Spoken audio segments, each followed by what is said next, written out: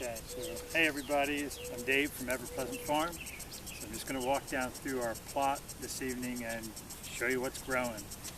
So we start with the first row of our tomatoes, which we'll be trellising here before too long. And then 2 rows of cucumbers under this cover for now to keep beetles off of them at this point. Then I've got some empty beds yet that need to be planted, so we'll move on down through and we'll show you.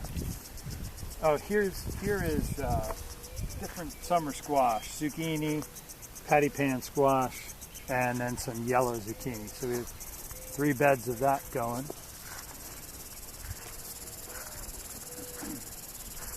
A few empty beds and some green beans that were just planted.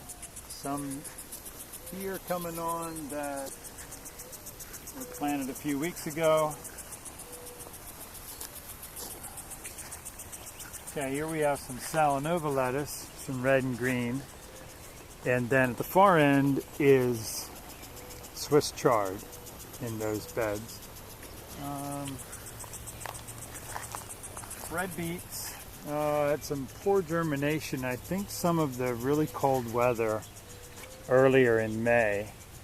I mean, what's up looks pretty decent, but we had some bare spots there.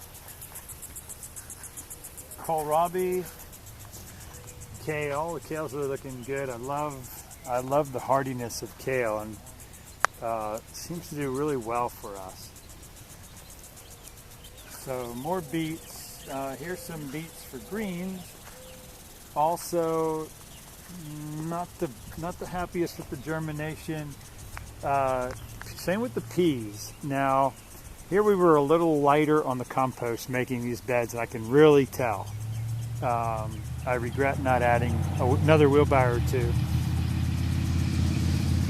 Want some arugula, more beet greens, and here we've got 4 beds of spinach. That's also arugula under the cover, trying to save it from flea beetles.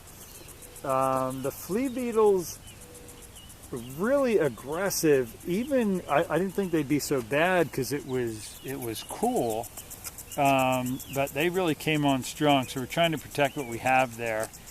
But there's a lot of flea beetle pressure, so it's not the highest quality looking. So they got some holes. The leaves have some holes in.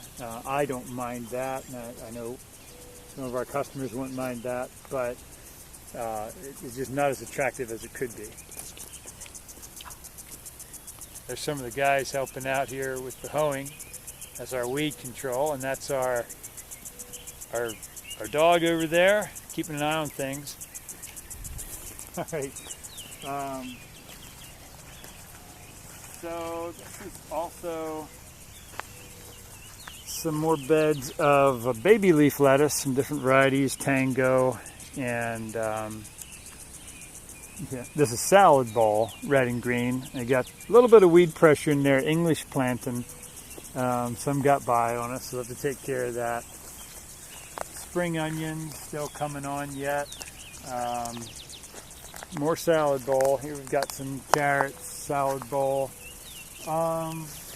This crop here, I love. Red Russian kale does great, and I love the flavor of it. It's not nearly as strong as regular kale, and you can let it mature or get bigger. You can let it the leaves get much larger and pick it that way, or you can eat it like this in a mix or in a braising mix. More Tango lettuce, baby leaf, more salad bowl. I love that row of salad bowl there.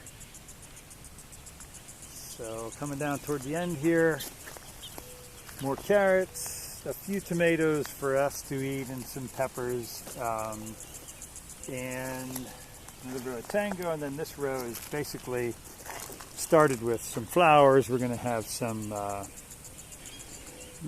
let's see, zinnias, and I forget the other kind. Dahlias, I believe, we're going to be putting in here. So I always like to have flowers in my first row. They make the garden exciting. All right, that's about it. There's one bed down there on the other side of the compost pile, and that is about half full of sweet potatoes at this point. Goodbye.